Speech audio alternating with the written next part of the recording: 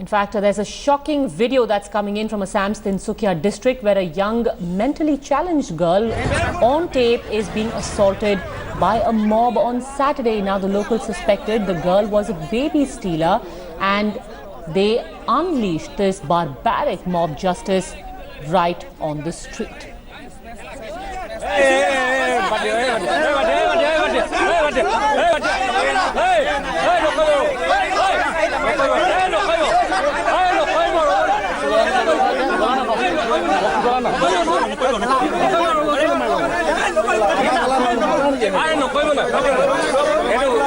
It was horrific because these bunch of men surrounded the girl. They tied her limbs, kicked, slapped, pulled her hair, stripped her, and then called her a Bangladeshi.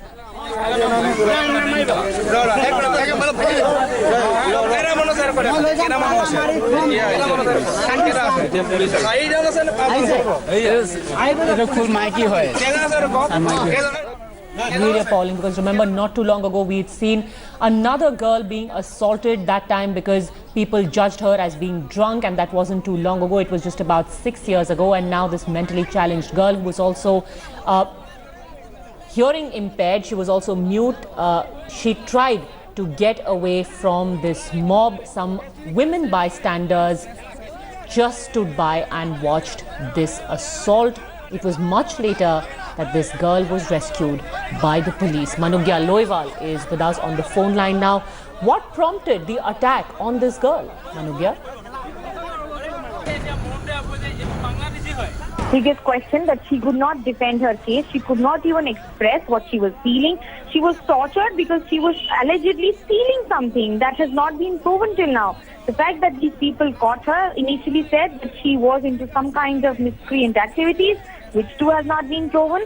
These people and the men around her then hit her, slapped her, even ripped off her clothes to check on whether she was a boy or a girl. And then after all that torture, left her there. 2 people have been arrested by the local police. But the question is that how can these men torture a girl instead of reporting it to the police just because she could not speak, she could not express the torture she was going through. And the fact that she was waiting there, she was standing there, she was alone, and perhaps that's the reason why they could take all these chances and misbehave to the core with her. But also, Manugya, was there any police present at the spot? How long did they take to reach? And also describe to us the geography of this area. Well, Tinsukia happens to be the business district, one of the most important business districts, and it's called the developed district of Assam. We're also told that Assam is connected to the rest of the country. Tinsukia happens to be the most important district in this case.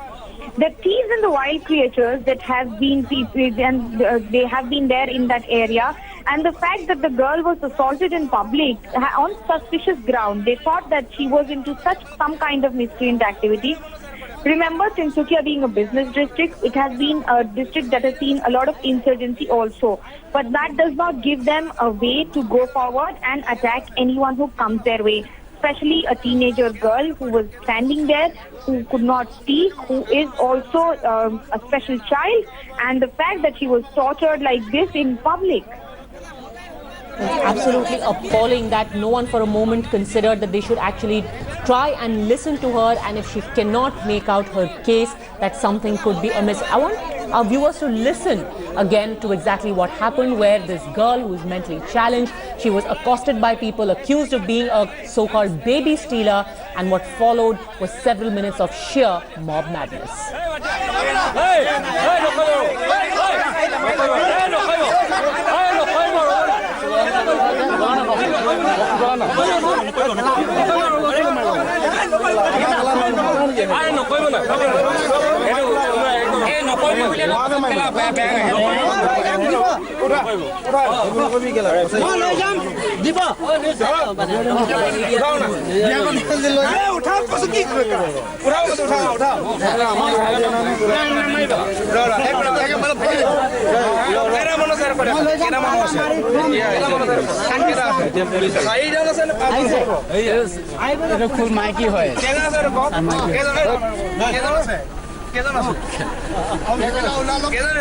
Manokya, exactly how did these people decide that this was a woman who was responsible for child theft?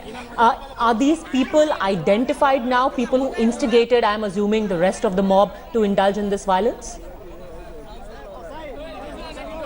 Handling the girl. But what is more important is that we've seen that witchcraft and other kind of backward theories that have been working apparently very strongly in different parts of Assam. It's not only Majuli but other parts of the state also that have been, because of lack of education, because of the lack of connectivity, as well as the belief system that has been operational at various levels, at various core levels of the city and of course the society also, that have been operational and that has been given them and giving them a reason to believe that she was either a baby stealer or maybe she was involved in some kind of witchcraft.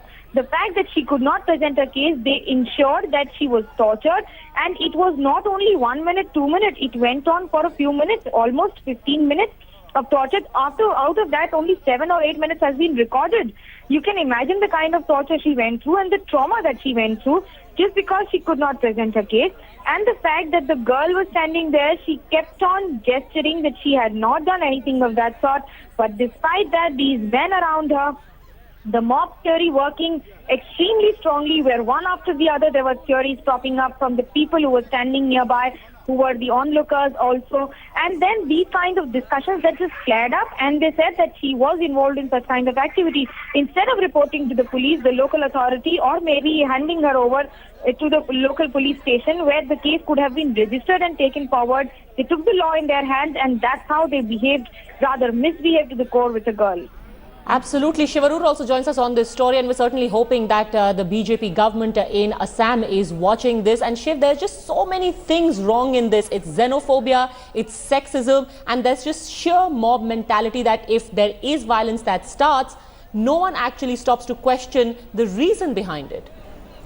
Absolutely, and there's a fourth aspect to this, Padmaja, which is also equally important. It's complete fearlessness of the law. We've seen mob justice of this kind take place, across India in recent months and years. Last year, we saw a terrifying lynching of a man in neighboring Nagaland, on charges that turned out to be false of rape. Now we're seeing, this absolutely sickening attack on a defenseless woman, being beaten by a whole bunch of men, pulling her hair, hitting her, kicking her, punching her until she falls to the ground. She could very easily have been killed in this particular attack because apparently emotions were running high over charges that she was some kind of a baby stealer. She is apparently deaf and mute, a special abilities person, so she wasn't able to hear people when they actually called out to her at night, and therefore these allegations mounted, and it sort of snowballed into this frenzied mob attack. And you're absolutely right, nobody in that crowd appears to